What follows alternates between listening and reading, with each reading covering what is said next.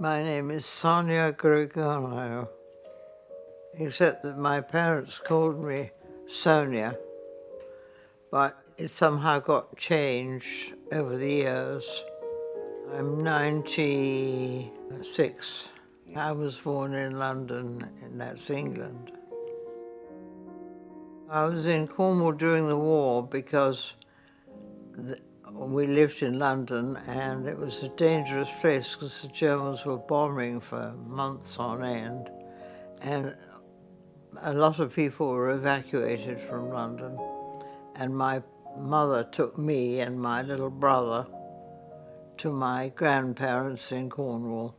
But a lot of people just went on government programs and they just set off in the bus. They didn't know where they were going to go. After a few months, the Germans stopped bombing London, and a lot of people, including us, went home again. So I went back home for a while, and then they started again, and we went again to Cornwall.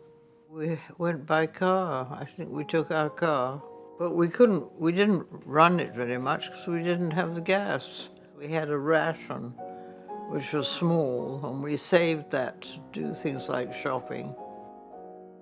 We had a dog, Sambo. Yeah, little black Sambo he was. His parentage was a bit unknown. He went to Perranporth with us. He was with us during the war in Cornwall. He had a dog's life, I think. We went twice to Cornwall because we went back to London. So I went to the local school down the road. And the second time I went to the grammar school, which is a train's distance away. I caught the train every day with a whole lot of other girls. I then went on to the school that they had me down for anyhow, which was an all-girls boarding school. I liked it well enough. Had lots of friends, and they were very keen on games. We played games. Lacrosse was the one that they specialized in. By that time, the war was just over when I left school.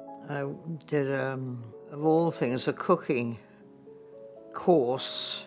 Then I took a secretarial course. I met him because in the X-ray department, we used to do investigations which required an injection of a special fluid. And he, of course, didn't work in that department. We used to send for him when we needed him, which would be about 3 times a week. And that's what happened. He came, and I noticed after a while that he seemed to be always there whether we needed him or not. And I didn't realize at first. And then he invited me out. We went out, and then we became engaged. And we just went out in the car for the first time. And then I had friends not fairly close by, and we went to them. And, well, we just progressed. We went to Pinner, which is where my home was. The wedding was from the house there.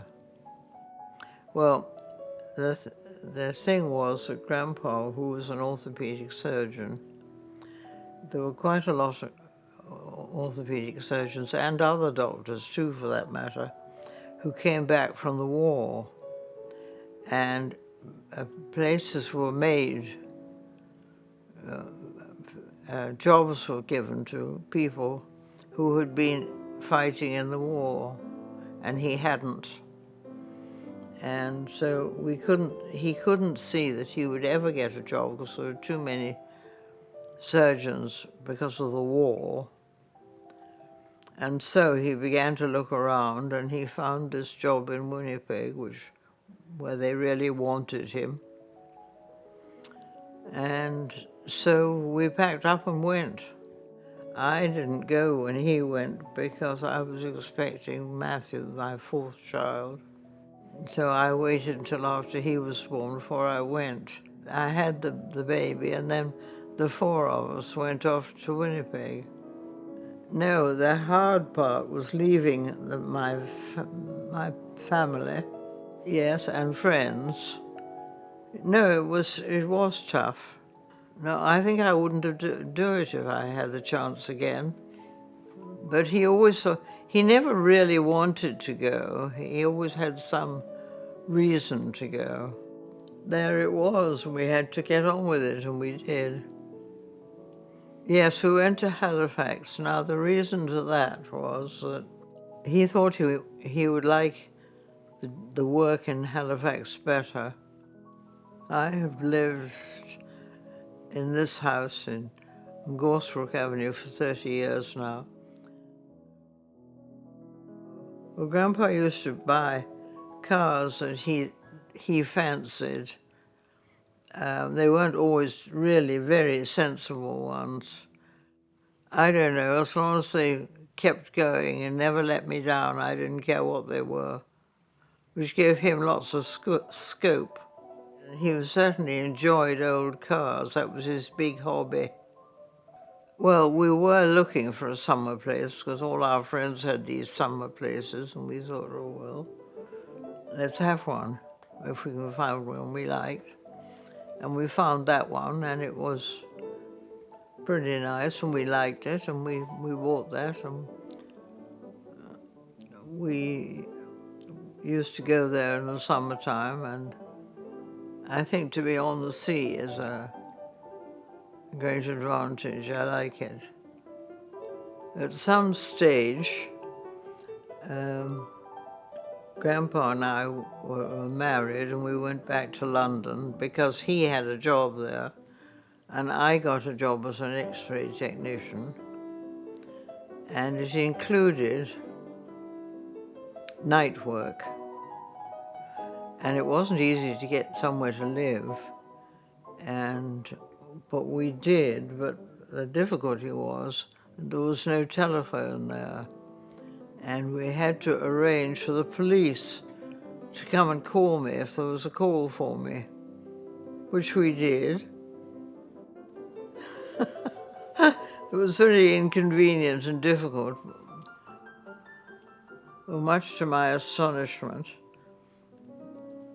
my children, not all, but many of them, produced lots of children themselves. I have a great many grandchildren now, and a lot of them have children, so that I'd have great-grandchildren, and even great-greats. You know, I'd have to sit down with a pencil and paper to think exactly how many I have.